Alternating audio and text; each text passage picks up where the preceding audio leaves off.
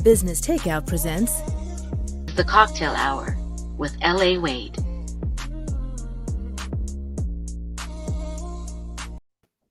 What is going on, people? Welcome to the Cocktale Hour. We are about to have an intimate yet sobering conversation about the things that I thirst for and my beautiful guests thirst for in life.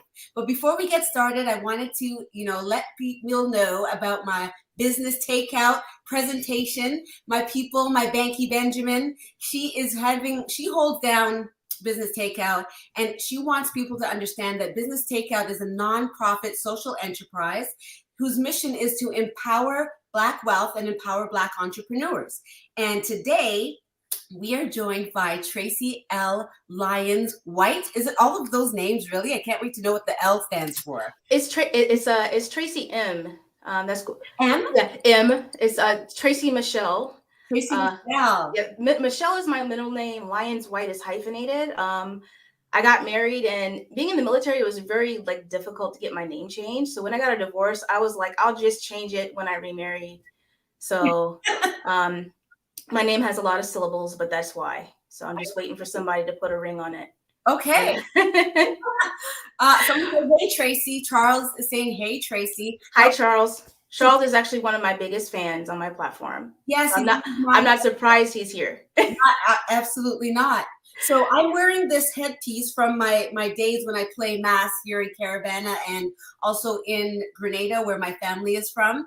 And I know that the big thing that you do and why we're here having this conversation is about American Wines Matter. Why did you start this movement, and what is it exactly? So I to explain how that happened, I will first tell you the platform was not intentional. So I have been playing mass for several years. And in 2018, I was really stressed out. So I had just gotten back from a deployment to Kosovo. I had to attend a military progression course. They call it Captain's Career Course, but it's a lot of school. On top of that, I was working to complete my dissertation for my doctorate in education. And I had just found out that I was going to move to California, even though I had just got home. Like my boxes hadn't been unpacked. And I was very disgruntled about all these changes. I hadn't had much stability since I divorced. I hadn't had much stability since 2016. And then I got back from my deployment, and all of these things that was happening, all these changes were just really compounding. And at the time I was in Fort Sam Houston, Texas, where we had the school, and luckily my mentor, I used to go to her office during my breaks. I really enjoyed that. She's a godsend. I love this lady. Your mentor, who is she exactly? What is she? How did you come to have her? She is she's an Army physician assistant like me. Okay. And so when you are a commissioned officer in the Army, you always have a mentor. We always encourage people to choose a mentor. And I actually met her at a conference, a PA conference. And we've been like this ever since, just bonded. And so I enjoyed going to her office venting, and my stress level was high. I was literally typing my dissertation when I should have been paying attention in class to something else. Oh, wow. And I was sitting in her office, and I was like, I need Carnivals so bad. No, but okay, so that's too fast. How did you fall in love with Carnival? Oh, rewind all the way back. Okay, when did you get exposed? 2014, my twin sister visited me when I was married in Georgia. But before she came to my house, she went to Atlanta Carnival. At the time, it was downtown. Atlanta has a carnival. She went exactly. They currently have two, but that's a different story. But she went when it used to be one carnival downtown, and she walks into my house. She has no shoes on. She's carrying these shoes that were spray painted silver. And she's talking about how her feet hurt so much. And she's like, oh my God, sissy, you have to do Carnival. That's what you do, Carnival. What it's about. It's just about, life and being happy and da-da-da. But the energy is so sexy. And I was like, I'm like, this sounds like something I have to ask my husband if I have permission to go. So I turned to him at the time, and I was like, hey, what you think about this? Maybe we can do it together. He's like, I don't care. So unfortunately, the next year came around, and I was in the middle of a divorce. Oh no. Yeah. You see, if you'd gone to Carnival together, maybe it would have saved your marriage. No, No, it nothing was going to save that marriage. Oh no. Uh-oh, she took a drink. Yeah, nothing. So I was going to divorce. I had put on a lot of stress away, stress eating. I was not feeling good about myself. I was just really going through it. Yeah. And I was like, I'm going to go to this carnival. And I ordered my costume. And I remember picking up the costume, and me and my sister were back at the hotel, and we're trying on all the pieces beforehand. And I put the costume on, and the panty was a little bit too small. I had always worn a medium, but sister girl needed a large. Okay, and I felt really insecure. Luckily, they had a little belt to go around the waist, kind of cover up a little bit, and they gave us a little fan so I would cover up my stomach and my butt crack if it was necessary. And we got out there on Carnival Day. And I remember parking the car, and when I cut the engine off, I could hear like the music just booming from the trucks.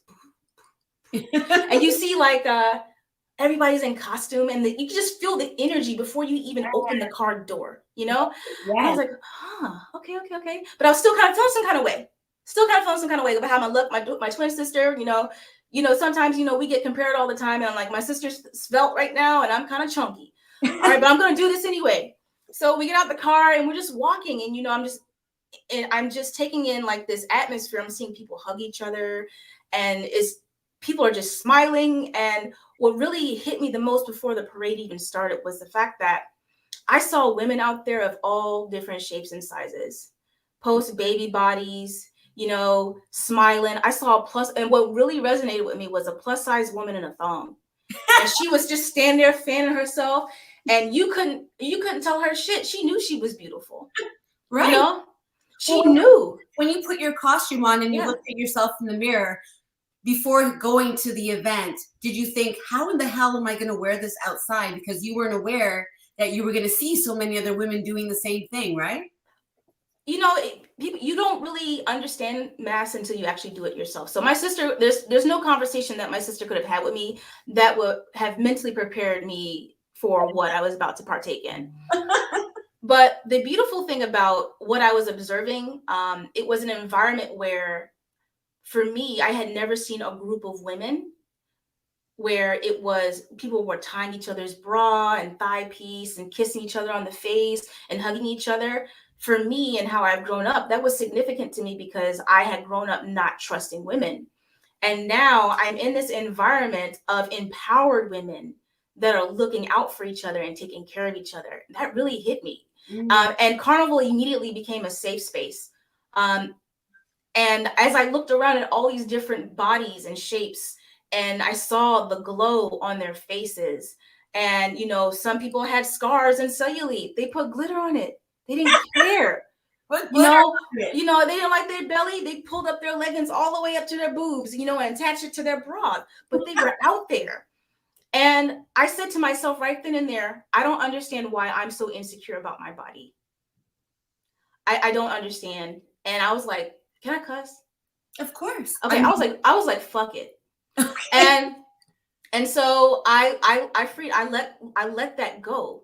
Right. And I had, before we even stepped off, I remember the first song I specifically remember was Bungee Girl and Is Ready for the Road. and I have that video to this day. Of course, it's shitty, right? But, I see me jumping, and I see that glow on my face. And it was like that moment where, I'm fed with these people I don't know, that right. I knew before the parade even started that I had to do it again. and we hadn't even shipped down to the road. I literally looked to my sister. I said, we have to do this again, right? She's like, yeah. Yeah, because it's interesting that you had your first carnival experience in the U.S. because a lot of Caribbean people, specifically the ones that I know that live in Canada, and we go to the U.S., we don't have the same experience of when we are back at home. Like I'm from Grenada or Trinidad Carnival or even Jamaican Carnival. It feels even more different than it does because I've gone to a Miami Carnival because it's always around my birthday, and this last one seems like the best one it's ever been. I don't know that because I wasn't there, so I'm going to hear the talk from you. But it's very different. The way that Caribbean people experience Americans, especially those of us from Canada, is very different. We always want to ask Americans, where are you from? Right. And we assume that, you're from the Caribbean or from Africa somewhere. Right. And Americans are like, I'm American. I'm just Black. I'm just Black. Yeah. I'm like, what do you mean? I'm just Black. It's like, no, okay, well, do you have any cultural heritage connected to the Caribbean? And every now and then you do get someone, but for the most part, they just say that they're American. Right. And if that's your path, how did you connect so well to something that you didn't really know anything about?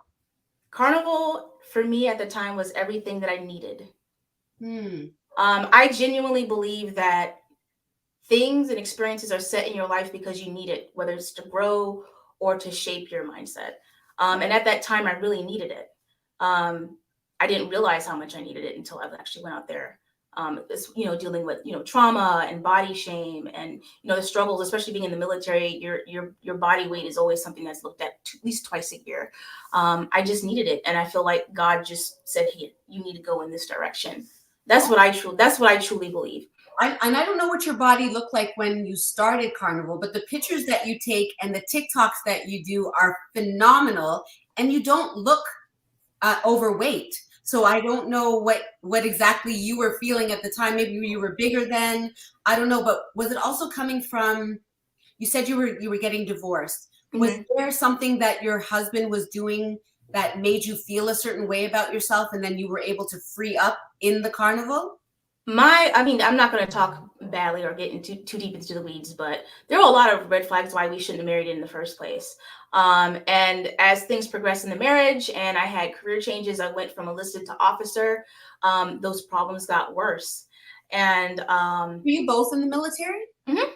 Okay, so you're both in the military. How did you come into the military then? Because that's another thing that is like, I don't picture a military person freeing up in Carnival. So that's also an interesting juxtaposition. So I actually joined the military. I think that when I talk to a lot of soldiers, they all talk about why they joined the military. And a very common theme is they're escaping their past or trauma or something bad. And they're looking for something better in their lives. And I'm no different from one of those. Okay. I'm no different. And so I actually joined the military after leaving a very, very abusive home. And I decided that I really wanted to go to school. Like, I really wanted to go to college. I left college to escape the bad situation, right? Mm. But I knew when I left it that I wanted to go back to school. And unfortunately, things with my biological father did not work out. And I joined the military for that opportunity, which was a blessing, right? It's kind of a bittersweet blessing, right? Because I know I'm in the military because of my dynamic with my father. But at the same time, I'm sitting here, I have 3 degrees and I have a very, very, marketable skill as a physician assistant. Yeah. So that's how I got into the military. Yeah, I find it really cool how you have incorporated the ideas of health and body awareness with your physician assistant status and how you're able to empower people around their health. Tell me about the transition of how you amalgamate those two things together. It was Carnival. So it was Carnival. So first time I played mass, yes, I was much bigger. I was about 184 pounds. My weight fluctuates with stress in life. I'm one of those people where if my cortisol is banging, and that's a stress hormone, right? If it's elevated, I'm going to gain weight, even if I think about food. So I've always had struggles with managing my weight. When I have balance in my life, I weigh less. When life is not balanced, I weigh a little bit more. So I was 184 pounds, and I was also like a big stress eater. When I was married to my husband, I would go home, and before I went home, I would comfort myself with food. Because I would go home and just getting into the driveway of our house, it just gave me anxiety. So I would just comfort myself. Next thing you know, it happens. It's a very, very human experience. And Carnival helped me accept my body, regardless of the shape and size. No matter how much my weight fluctuates, every time I look at my photos, I see the same joy on my face. Mm. You see what I'm saying? Like, even if, a photographer didn't want to take a picture of me and he wanted to take a picture of the size 0 over there, when I'm out there and my friends are taking videos and pictures, I look at all the photos from the time where I was 142 with more muscle to 165. I'm currently 165. It's the same joy. And playing mass, has allowed me to accept that my body is just a vessel and it's not a reflection of my spirit. And Carnival reminds you to be proud of your spirit. So as I incorporated into practicing medicine, I automatically was able to empathize with my patients that were considered clinically obese, right? Especially if you are African American. The way we measure body mass index or BMI, it's not very, doesn't really cater to the different shapes and sizes of people. And so I came already came from an aspect of empathy, because I know what it's like to have my body, constantly taped every year, two times a year, or someone questioning, if you're within regulation. And so talking about weight has always been a sensitive subject, because I always felt hypocritical, because I know I get thick too. And so I'm able to bring that perspective to my patients. Like, hey, listen, I know you've probably heard this before, but I do have concerns that you may have this problem because of your weight. And I'm not judging you, since I've been there. And they'll laugh a little bit. I will say, I would like to see how I can help you, improve your quality of life, by talking about some losing a few pounds. And I'll say like maybe 5%. And I'm like, oh, that's only like 8 pounds. I say, yeah. Like, what do you think about that? You know what I mean? So I'm able to, just from my experience in life, able to engage that from a empathetic perspective. Right. But Carnival, when I talk to my patients about their weight, I'm like, listen, I remind them that their body is a vessel, and I remind them that their spirit is what matters the most. Be proud of your body, regardless of how much you weigh, because your spirit is carrying your body through so many unique experiences. You're surviving things that some people don't. You wake up in the morning and you breathe air into your lungs and your heart beats. Your body does miraculous things. You feel me? Your body does miraculous things. And if you're so focused on a scale, you're not calling attention to the things that you have persevered through and accomplished, and what you've learned, and the people that you've impacted. So even though we want to, I don't weigh, I weigh X, Y, Z, A, B, C, 1, 2, 3, you're still amazing. But from a health perspective, let's talk about how I can improve your quality of life. Can we talk about this together? How do you feel about that? Yeah. And so that's interesting that you were able to create an entire business and movement based off of you finding your own self-love. And I think that when people find their voice, they also find their purpose. Would you say that's true for you? Yeah. Yes. And the fact that this platform, there's very little intention behind this platform. What? Very little. I never planned it. So now I get to go to this part about how I never planned it. Okay. So rewind back to being in my mentor's office. Major Lakeisha Logan, I love her. She's like a mom to me. Wow. This woman is of the church. She is she's a Seventh-day Adventist and will probably never get into a carnival costume. But what's amazing about her is that she loves people where they're at. Yeah. And it doesn't matter that I play mass and that I'm skin out a little bit, you know what I mean? And I'm whining out there. She loves the fact that I'm happy, and she understands, even though she's a woman of the church, what kind of joy and what kind of release and how this balances me mentally, emotionally, because she knows a little bit about my background. Right. And so I was sitting in her office and I was like, I need to play mass. I need one so bad. It was September. So, I couldn't go to Brooklyn because I was in school. And so October was out because I was in school. So I was missing all the carnivals in the States for the rest of the year. And I was just so down.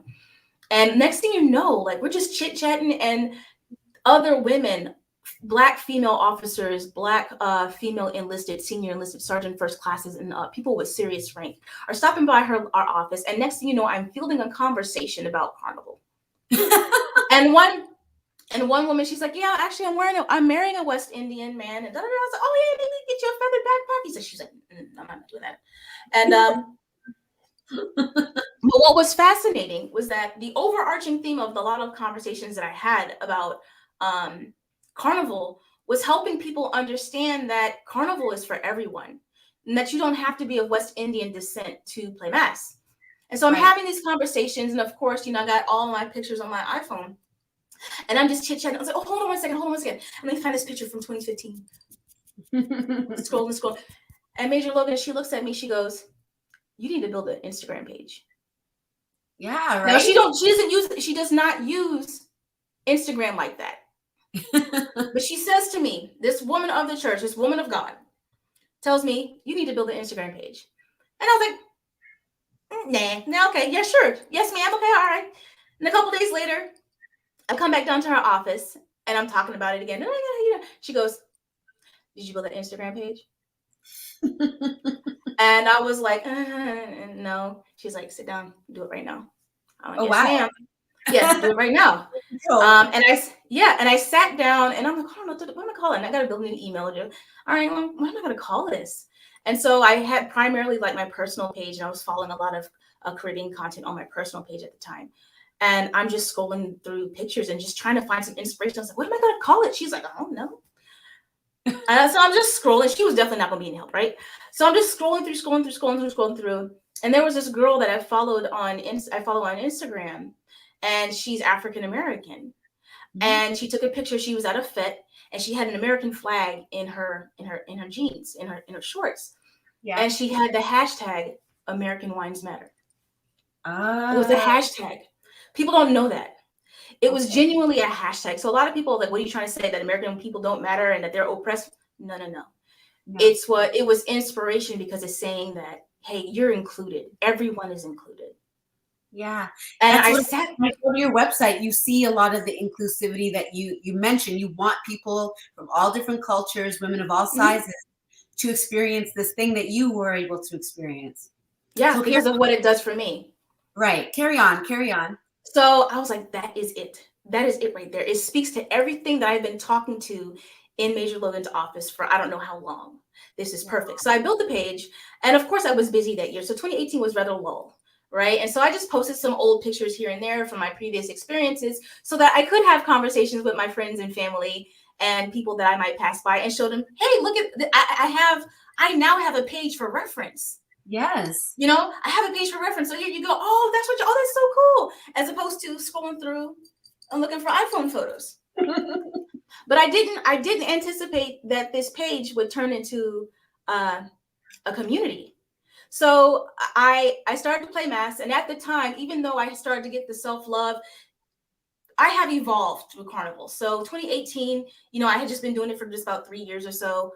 And at the time, I was really hesitant about meshing my professional life with my career life. Well, that's what I mean.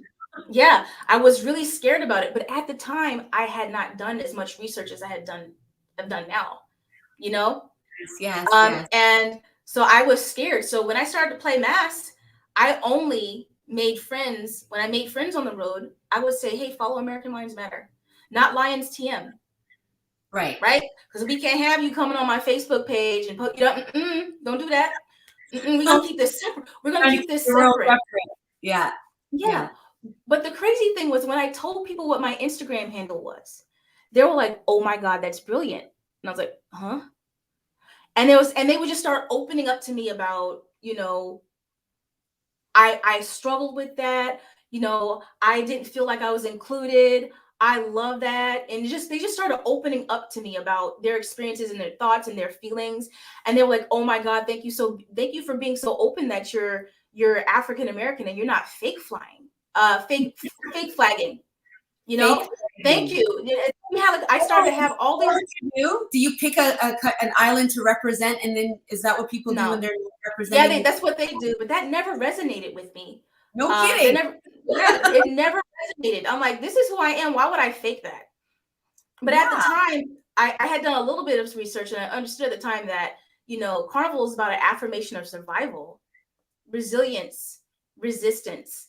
And as a Black woman living in America, I'm waving that flag at that time because I want to be transparent about who I am and where I'm from. But it is an accomplishment to still be alive as a Black person in America. And so why would I not celebrate that when I get on the road and say I am surviving? Absolutely. So, I mean, Carnival is something that is inclusive, but maybe I don't know.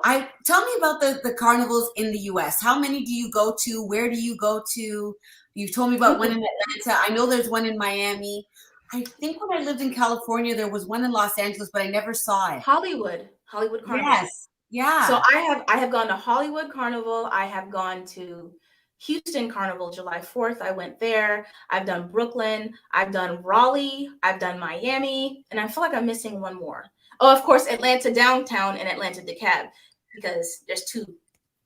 Is it there? Are you, and in these places, are there a large Caribbean presence in those places? Why would Raleigh, for example, have a lot of, have a carnival? What is it about there? Is there a lot of Caribbean people that live there, or how did it get started? I'm not sure about Raleigh because it was the first time I went. So Raleigh, I ended up going on a whim. 2 weeks notice. I was stationed in California. It was a very, very high stress job. 18 days working, going to the field for 10 days, getting dirty, all that stuff. And it was very, very high stress. And, one day I was sitting at work and I was doing my best to do a good job. And, sometimes being in the medical field is insanely thankless, right? The people that you do good for don't thank you. And the people that you don't give what they want will hate you. And so Yes. I was getting complaints, even though I was meeting the standard of care. And I was like, you know what, fuck this. I'm going to go play mass. And I hit my homegirl up who had already registered. I was like, yo, 2 weeks out, I'm coming. Who's the band leader? I contacted her. She's like, I only got these sizes left. And I was like, no problem. That panty fits, but I'll take that bra and I'll wrap the fabric around an old wire bra and stick the gems back on. And I'll take my feathers. I'll take my old feathers and bring those out there and repurpose it and attach it to your little collar, because I'm a little bit of a carnival diva. So I gotta have something, And I went out there for the very first time, and it was very small. I think the route was less than a mile. So I think the Caribbean, the West Indian community is there, but I think it's just very small. And over time, I am confident that Raleigh or Carrot Mask will grow. But that's how I ended up out there. So when you go and play mass, the music that they play is from the Caribbean. And yes, and those artists come out and perform out there for it as well? Sometimes they do. Sometimes they'll perform at the Carnival Village. Honestly, I'm the type of person, I'll play mass. Like when I play mass, like I am so entrenched in the road experience. Tracey is gone. I remember when I put my post up and I'm going to Carnival, I said, Tracey is not here. She will be back in 3 days. Whomever you see in the stories is not Tracey. I am somebody else. And so I am so entrenched in the Carnival experience, and I am so high energy. I'm talking about frontline with backline behavior, that by the time I get to the Carnival Village, I am done. I don't typically stay. I get my food, Yes, walk me through the experience. How do you prepare for Carnival? What do you need? What do you need as a, are you looking at what people are saying? Okay, let's see. There's AW says Houston, Houston, ATL, Miami, LA. There are smaller events, but nothing like fetting in the islands. I agree. What was your question? How do I prepare for Carnival? Yes. What do you need? What is your survival kit? What is in your? There's a lot of things. There's a lot of things. Physically, I increase my cardiovascular endurance. A lot of people are like, oh, I need to lose weight for Carnival. Me, I'm just like, I just want to be able to last on the road. So I currently do, I go to CrossFit, I start spinning, I get that cardiovascular endurance up. Huh? Seriously? Mm-hmm. Wow, you actually train for it. Yeah, I get my cardiovascular endurance up. I used to train for half marathon, so I was good. So I get my cardiovascular endurance up. I clean up my diet. My body just feels different when my nutrition is on par. As far as, things that I buy, everybody's got their Carnival stockings. Everybody's got, I always tell people pack a hot glue gun and, a sewing kit. I've posted a lot of things on things to bring and for sake of brevity, but I have my own little masquerader kit prepared to fix my costume, do minor tweaks. Always got to have your pasties because I'm a wire bra queen. And, surgeon boobs don't always, sit the way a wire cup, these boobs are bought. So they sit different. They're perky, but they're sit different. I swear to God, every time I get a wire bra, they think my areola is supposed to sit somewhere else. And it's like, no, sis, it's up here. So I always pack a wire bra, extra gems, so I can, add, dress up the pasties and things like that. And I just bring the vibes. And by the end of the road, does your costume look the way it does when it started? No, I tear that costume up.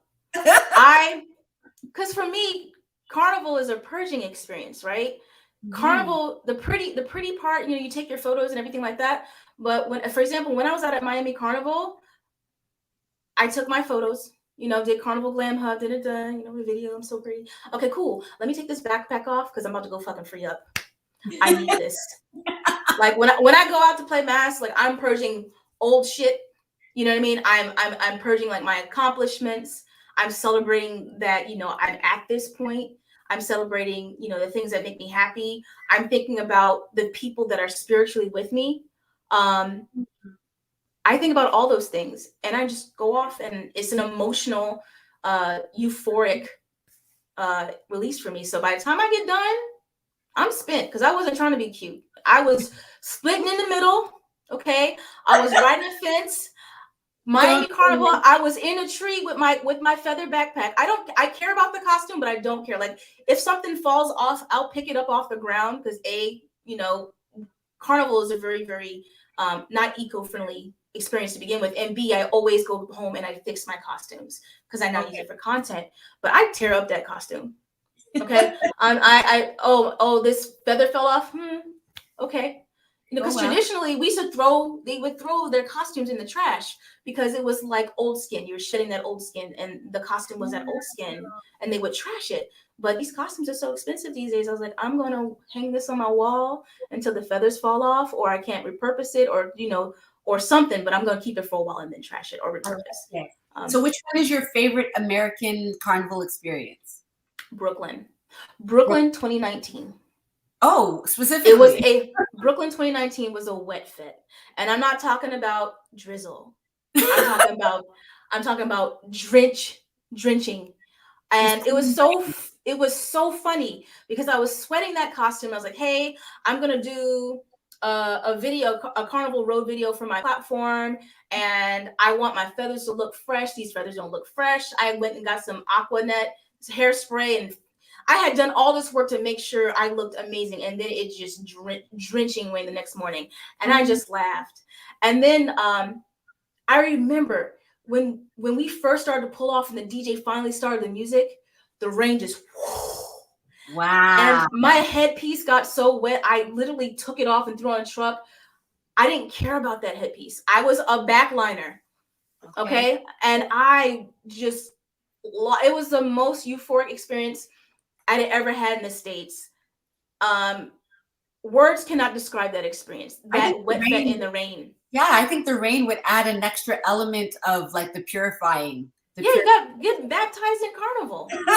And Strong J was an amazing band. And like I said, the security was very, very tight. They made sure that everybody was safe. I was free to express myself in every which way without worrying about a stormer that doesn't understand the culture. And so the band, how do you choose which one you're going to jump up with? So for Brooklyn, I mean, every time I choose a new location, it's a roll of the dice, unless I talk to somebody. Right. I always ask people, hey, which band do you recommend? But you always have to ask why. Sometimes like, oh, they're too stush. Well, I don't care about the vibes. Can you tell me if people will get, what they paid for? What's the costume quality? What's the customer service like? Those are things I pay attention to. And when I find a band that works well for me, I stick with that. Right. Until it doesn't work well anymore. I stick with that. So Strong J, I think the reason why I ended up playing with Strong J for the very first time was because I was going to Brooklyn Carnival and a girl I had not seen since high school played mass in Brooklyn every year. I hit her in the DM. She's like, oh, girl, Strong J. I'm like, okay, too easy. It's always a referral, right? It's always a referral. She told me why. I was like, okay, sounds like a good choice. And she was absolutely right. Of course, mass bands, they have their hiccups and everything like that, but I always got what I paid for, and they took care of me, and they provided a fantastic experience. So paid for. Carnival is not a cheap adventure. You are really putting down money on these costumes. Absolutely. Traveling, and then your hotel stay. So maybe do you have like a budget? Maybe you should offer a budget to people who are interested in going to Carnival. You definitely have to honor your budget. I tell people, I said, so I'm gonna go play mass. I say, cool. So where do you want to play mass? Oh, I think we're going to Miami. And I say, okay. So what's your budget? They're like, what do you mean? I said, honey, I think a Miami Carnival backline costume started at $450, and that's with no feathers. No feathers. No feathers. A frontline costume was anywhere between $900 and $1,000. My section queen costume was $1,200. So I always ask them, "What's your budget?" Wow. And they're like, "Oh, blah, blah, blah, blah, blah." So, okay, this is what I want you to do. I want you to remember your budget before you go on this website and click to register. Okay. Because they will take your coin. Costumes, and you're like, I want that costume. And that costume is usually the one that costs a lot of money. And that's just the costume, not even like your travel or your hotel stay or anything like that. And then the parties. Feathers are not cheap. So you have to plan out, how many carnivals would you do a year? It depends. I think 2020, I was postured to do 7 jumps. What? Yeah. I was going to do 7 jumps, and 3 of them were in the islands. I had Bermuda, Jamaica, and I can't remember the other one. You've been to the one in Jamaica? I haven't. Oh. Yeah, I haven't. I was supposed to go to Jamaica. So talk to me a little bit about COVID and Carnival. So people say that Trinidad Carnival 2020 was the only carnival, and that's not true. Dominica had their carnival around the same time. But if you didn't go to Dominica or Trinidad, you had some salty tears to shed, because when I got back from Trinidad, I heard a little bit about the news. I was like, "Oh, it's in China, no big deal." No big deal. And when it's I think it hit Washington State first, and then New York. And I was like, I'm not worried about it. It'll blow over. People will do what they need to do. And then, the islands started to get hit with COVID. And I'm like, holy shit, this is real. And as a matter of fact, I honestly think I got COVID in Trinidad. I'll be very honest with you. I got back from Trinidad. You went that year. You went in February. I did. I did. And I think I would not be surprised if I got COVID in Trinidad, mainly because Trinidad Carnival is a worldwide phenomenon. People come from all over. You have to go to Trinidad Carnival. Yeah, people from all over were out there, all parts of the world. Yeah. The people that I spoke to was insane. You're from where? That's a country? And so when I got back from Trinidad Carnival, a few days later, I got very, very sick. Like upper respiratory. I can't remember if I couldn't smell anything, but I've never had a upper respiratory infection or a cold so severe that I woke up in sweats. Oh, wow. Yeah, it was pretty bad. Like, I actually didn't go to work, and as a clinician, you're like, I'm not coming to work. You're like, wait, what? What you mean? I'm glad you didn't go to work if that's how it would have been. Yeah. Yeah, I didn't go to work. So, it actually took me several days, like a whole week to 10 days to feel normal again. And by then, like, no one still in the States, especially in California, knew that COVID was a serious threat or an issue. Right. So, people started tracking it, people started, talking about it, and started hitting the island countries. And the first carnival to fall was Jamaica. Yeah. The first. I think it was like 3 weeks out from Jamaica Carnival that my costume had been paid in full. And did you get that money back? No, that's another story. I don't know. We might need more than an hour, because we are 38 minutes in. That's another story. So, Jamaica fell, then Bermuda fell, Hollywood Carnival. As a matter of fact, Hollywood Carnival launched in March, right? And then a week later, it was canceled because of COVID. Wow. That's how quickly everything happened. And so, it was like my morale was going in the toilet, because I was going to say, mental health wise, you talk about how much the carnival helps you. Yeah. It was COVID, like, what did you do? It was very difficult.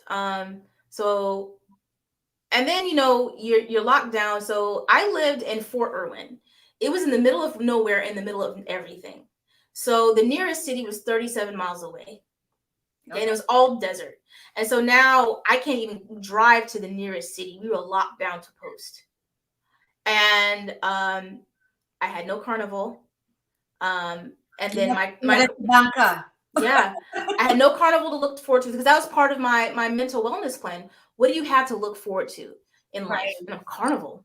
And now I don't have that. And then my CrossFit gym closed, so I didn't have that, the endorphins and all that. Right. And so like that just I went into the sunken place. Okay. Mm-hmm. And I started to see, and I'm very sensitive to people. Like, I don't do well around negativity, which is one reason why I don't even watch TV. I don't watch the news anymore. Like I'll watch Netflix, get some brain garbage in. I just don't watch TV for that because it just affects me. And so social media, I still had my platform, and I started to watch people arguing about things that they shouldn't argue about, old stuff, because no one had nothing else to do. Right. And you would think that, people would come together in difficult times, which I have seen, 9/11 and other tragedies. Yeah. But people started to just try to rip each other apart on social media, and that became entirely too much. My uncle went into the hospital because of COVID. My sister called me FaceTime crying, because she had so many friends that died and people that she knew because she lived in New York. Right. And she was stuck in Atlanta and couldn't go home. Okay. And then later on, we lost our aunt, our last matriarch to COVID. And so it was really, really heavy. And so I actually shut down for a while. But the beautiful thing about that process before I actually, disconnected was the fact that I just broke down one day in my office and I texted, the Carnival Fetters group that I'm in with GroupMe. And I was like, hey, listen, I was like, I had a really transparent point. I said, I'm not doing well. And I said, I hate to admit it, but how are you guys holding up? Like, and they're like, oh my God, I'm not doing good either. And because I felt isolated and I also felt guilty, right? Because you start to look left and right and people are losing their jobs. They don't know how to feed their kids. At the time, government relief was not there. Right. People were getting kicked out of their houses and stuff like that. So I felt bad expressing what I was going through because I felt like I didn't have it as bad as other people. Right. Mm-hmm. And so I internalized a lot of stuff because I felt like I had no room to complain because the Army was still paying me. My pay did not change. I had a roof over my head. I had everything I needed. I just couldn't go anywhere. Right. And I shut down after that. I just had to take a hiatus. I blogged about it, which was, it helped others. And I came back and I was like, I have to find something to do. So I can't play mass. And, my platform was geared towards not only just encouraging other people to play mass, but I was also educating people about Caribbean Carnival, whether it be like, the Caribbean Carnival characters and why people play mass and the African influence of Caribbean Carnival and things like that. But people were more focused on the bacchanal and drama and messiness than what I had to say. And so I'm looking at my stats. I'm like, my engagement is not doing that well. How do I pivot?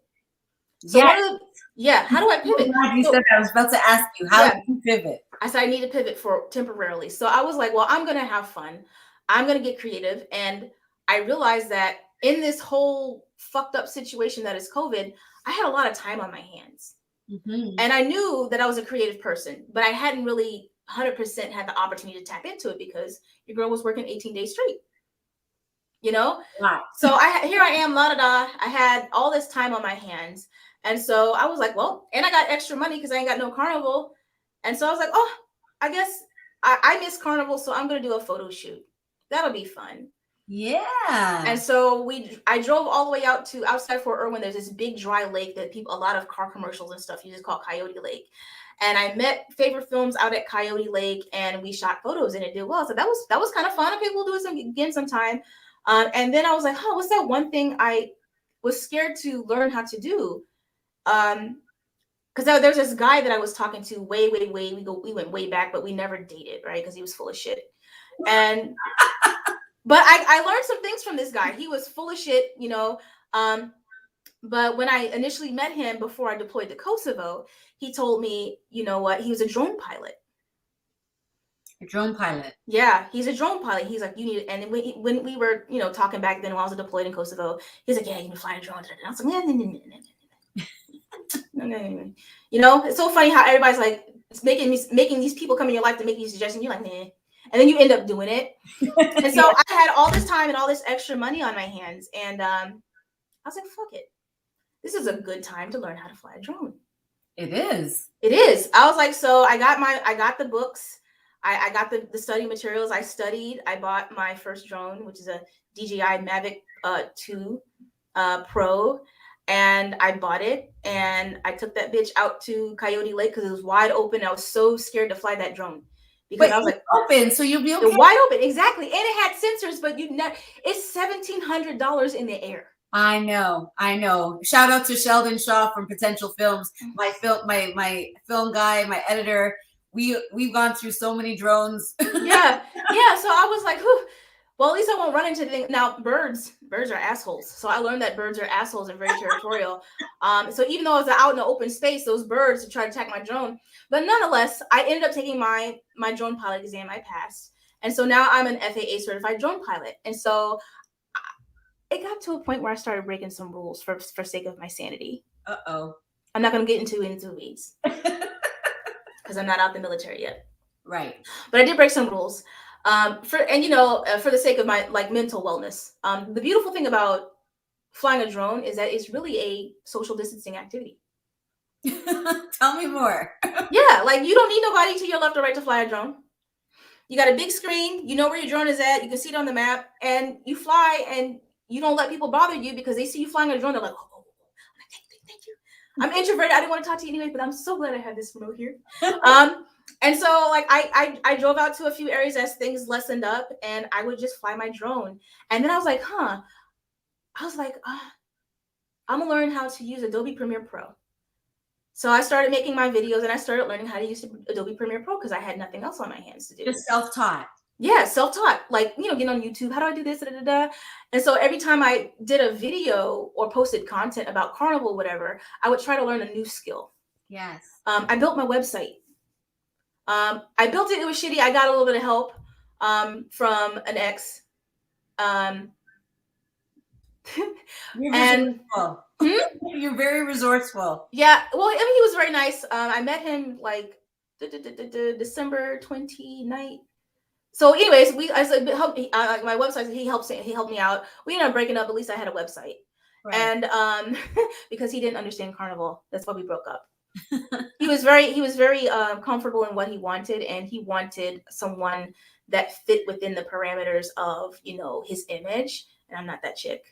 Right. And you say for yourself that Carnival is about self-love for you. Yeah. And so this was your time to do what you want to do. Yeah. A man that would be suppressing that, I don't think that would work for you. Not at all. It didn't work out. So, but I at least got a website out of it. And so I had done all these things. I was like, man, I even learned how to use a lot of other apps. I started to learn how to do some makeup. I just started finding things to do. And then I did content. I was starting to write blogs. I did another photo shoot for my birthday just because I could. Just because I was pivoting. And the good thing about it is that, because no one else was doing it, a lot of people got very discouraged during COVID-19. And that some people stopped posting content altogether, which reasonably so. You can't ding anybody from that. Everybody had to handle COVID in their own special way. Mm-hmm.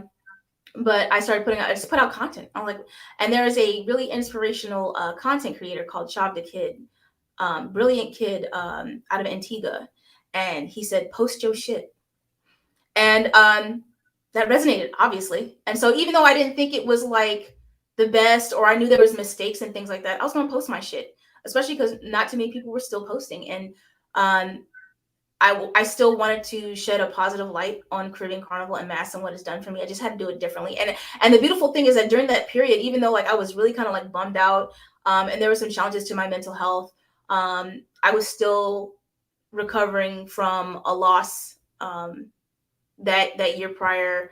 And there was just a lot of drama that year. I focused on what I could do to keep me balanced. And COVID is probably the reason why my platform is where it's at, because I still kept posting the content. I think you have a lot of transferable skills that you've accumulated over your lifetime that makes you ready to handle kind of stresses and traumas in your life. And you seem to rise like a phoenix. I see some of your my costume. Yeah, exactly. Yeah. I feel like your costumes really embody that journey. Yeah, and that's why I love that costume. When Euphoria Mass launched that costume, I was like, that is absolutely stunning. I didn't know the name of it because they were just dropping teasers. Yeah. And they said Phoenix. I was like, yeah, because this bitch rose from the ashes, yo. Right. And then coming out of COVID and, all of the things I dealt with, 2020 was a very rocky year. I was like, 2020 don't fucking count. But 2020 does count because it was 2020 and all the horrible, crappy things, late 2019, 2020, all the horrible, crappy things that actually shaped me to be capable to run this platform. Right. So there's nothing that I look back on that I experienced late 2020, 2019 and throughout 2020 where I look at it and it's like, No, actually, I internally thank the people that I've had experiences with for those horrible situations. No, I wouldn't piss on them to put them out, but it's like, you know what? I clearly needed that experience. God puts people in your life, whether it to be a good experience or a bad experience. Either way, you're being shaped for a purpose. And I didn't realize that until, COVID was over. And I had processed a lot of different things that had happened along the year and early this year. And it just dawned on me that I was built for this. Absolutely. And that sounds really self-centered, right? No. But for somebody that comes in that, that survived a lot of trauma for most of her life before joining the military, 2 deployments, traumas in the military, traumas in your marriage, dealing with people that tell you that you can't do something, you're not capable, you're not good enough. My whole military career has been, we don't think you have what it takes. Statistically, we don't see you, blah, blah, blah. I have literally been, like they say, iron sharpens iron. Like I had literally been built for every type of complication or difficulty that comes with running, which sometimes can be a very controversial platform because I'm African American and I'm not of West Indian descent. I was built for it.